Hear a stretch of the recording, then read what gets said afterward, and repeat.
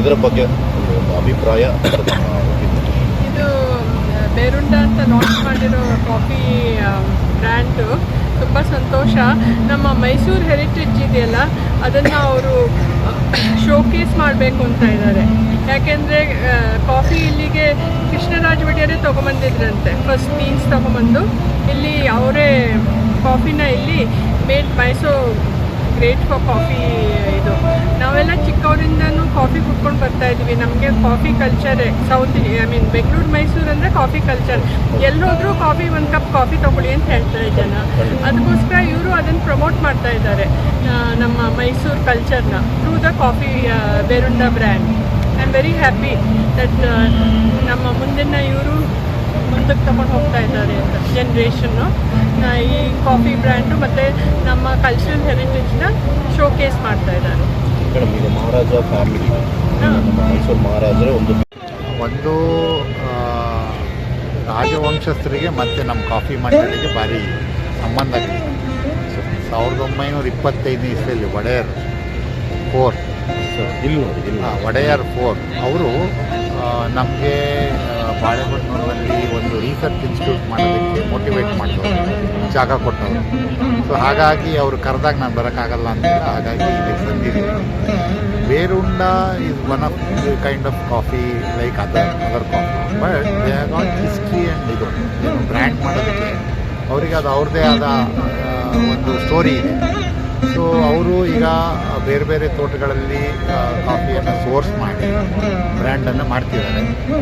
Of course ಅವ್ರದ್ದು family and ಅವ್ರ ಮಕ್ಕಳು ಎಲ್ಲ ದೇ ಆರ್ ಮೋರ್ ಇಂಟ್ರೆಸ್ಟ್ ಮಾಡಿ ಬ್ರ್ಯಾಂಡನ್ನು ಲೋಕಲಿ ಗ್ಲೋಬಲಿ ಮಾಡಬೇಕು ಅಂತ ಪ್ರಯತ್ನಗಳು ಮಾಡ್ತಿದ್ದಾರೆ. ನಾನು as A chairman of coffee board ಅವರನ್ನು ಒಂದು ಕಾಫಿ ಇಂಡಸ್ಟ್ರಿಗೆ ಬಂದಿದ್ದಕ್ಕೆ ಐ ವೆಲ್ಕಮ್ ದೆಮ್. ಬಿಕಾಸ್ ಅವರ ಸ್ಟೋರಿಗಳು, ಅವರ ಎಫರ್ಟ್ಗಳು ಇಂಡಿಯಾದ ಕಾಫಿನ ಇನ್ನೊಂದು ಮಟ್ಟಕ್ಕೆ ತಗೊಂಡು ಹೋಗುತ್ತೆ ಅನ್ನೋ ಮೂರ ಗುರಿ ಇಟ್ಕೊಂಡು ಬಹುಶಃ ಅದು ಸಾಧ್ಯತೆಗಳು ಇದೆ. ಸೊ ಇವತ್ತು ಭಾರತೀಯ ಕಾಫಿ ಹೊಸ ದಿಕ್ಕಿನಲ್ಲಿ ನಡೀತಾ ಇದೆ. ಆ ದಿಕ್ಕಿಗೆ ಇಂಥವರ ಕೊಡುಗೆಗಳು ಭಾಳ ಇಂಪಾರ್ಟೆಂಟ್. ಆ ಕೊಡುಗೆಯನ್ನು, ಬರದ ಭೀತಿಯನ್ನು ಇವತ್ತು ನಾವು ಎದುರಿಸ್ತಿದ್ದೀವಿ. ಕಾಫಿಗೆ ಸುಮಾರು 1:5 ರೇಷಿಯೋದಲ್ಲಿ ಮಳೆ ಕಡಿಮೆ ಆಗಿದೆ. ಸೊ ಕಾಫಿಗೆ ಮಳೆ ಆ ಸೀಸನಲ್ಲಿ ಬಂದರೆ ಮಾತ್ರ ಅದು ಅಲ್ಲಿ ಎಲ್ಲ ರೀತಿಯ ಒಳ್ಳೆಯ ಲಕ್ಷಣಗಳಿರುತ್ತೆ. ಸೊ ಇದರಿಂದ ವಿಶೇಷವಾಗಿ ಅರೇಬಿಕಾದಲ್ಲಿ ಅನೇಕ ಕಾಯಿಲೆಗಳು, ಬೋರರ್ ಕಾಯಿಲೆಗಳು ಸಾಧ್ಯತೆ ಇದೆ. ಅದಕ್ಕೆ ಕಾಫಿ ಮಂಡಳಿ ಎಕ್ಸ್ಟೆನ್ಷನ್ ವಿಂಗ್ ಅಂತ ಇದೆ ನಮ್ಮದು.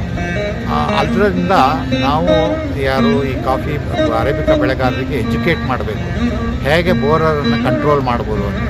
ಇತ್ತೀಚೆಗೆ ಹಾಸನಲ್ಲಿ ನಾವು ಒಂದು ಸೆಂಟ್ರನ್ನ ಓಪನ್ ಮಾಡಿದ್ದೀವಿ. ಏನು ಅಂದರೆ eco friendly bio control agents ಅಂತ.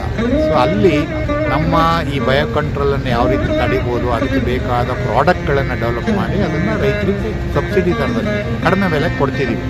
ಈಗ ನಮ್ಮ ಕಾರ್ಯ ಪ್ರಾರಂಭ ಆಗುತ್ತೆ. ಎಲ್ಲ ಅಸೋಸಿಯೇಷನ್ ಮುಖಾಂತರ ರೈತರನ್ನ ಎಜುಕೇಟ್ ಮಾಡಿಬಿಟ್ಟು ಬೋರರನ್ನು ಹೇಗೆ ತಡಿಬೋದು. ಈಗ ಬೋರರನ್ನು ತಡೆಯುವ ಶಕ್ತಿ ಇರುವ ಒಂದು ವೆರೈಟಿ ಕಾಫಿಯನ್ನು ಬಿಟ್ಟಿದ್ದೀವಿ. ಮೊನ್ನೆ 100 ವರ್ಷ ಆದಾಗ CCRI ಸುರಕ್ಷಾ ಅಂತ ಬಿಟ್ಟಿದ್ದೀವಿ. ಅದು ಬೋರರನ್ನು ತಡೆಯುತ್ತೆ, ಆ ಗುಣಲಕ್ಷಣಗಳಿದೆ. ಸೊ ಆ ಥರ ಕಾಫಿ ಬೋರ್ಡ್ ನಿರಂತರವಾಗಿ ರಿಸರ್ಚ್ ಮಾಡ್ತಾ ಇದೆ ಮತ್ತು ಅದನ್ನು ಸಂಪೂರ್ಣವಾಗಿ ಡೆಲಿವರ್ ಮಾಡ್ತಾ ಇದೆ ಯಾರಿಗೆ, ಬೆಳೆಗಾರರಿಗೆ.